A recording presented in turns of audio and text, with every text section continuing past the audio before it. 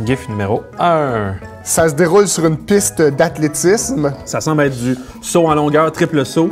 Donc le coureur s'élance sur la piste. Il court, et il y a une autre athlète, une pauvre dame qui marche. En regardant ailleurs avec son petit sac à dos. Et elle se retrouve dans le corridor du colosse. Bang! Boum! C'est un classique.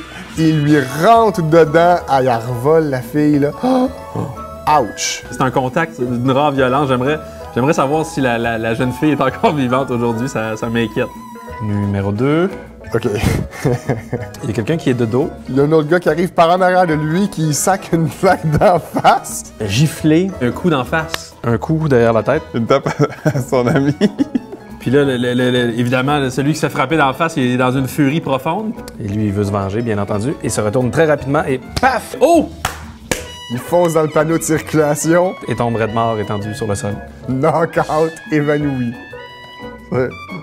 C'est cocasse. C'est un peu surjoué parce qu'il bouge pas après ça. Enfin. Numéro 3. Ça me semble être dans un magasin qui vend des costumes d'Halloween.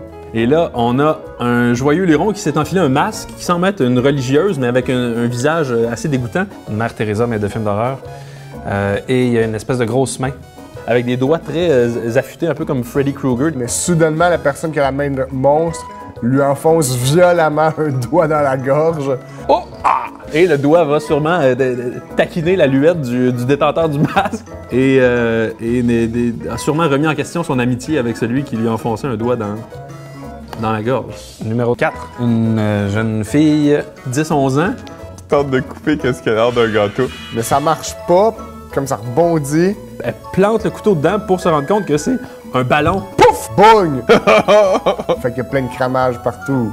C'est une mauvaise idée de faire peur à quelqu'un qui tient un couteau aussi. On va se le dire, faites pas ça à vos enfants. Numéro 5.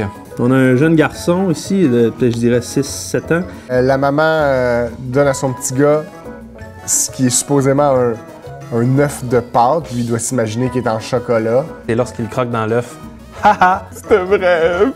Puis il croque dedans, puis il casse, puis c'est dégueu, puis il est plein d'œufs.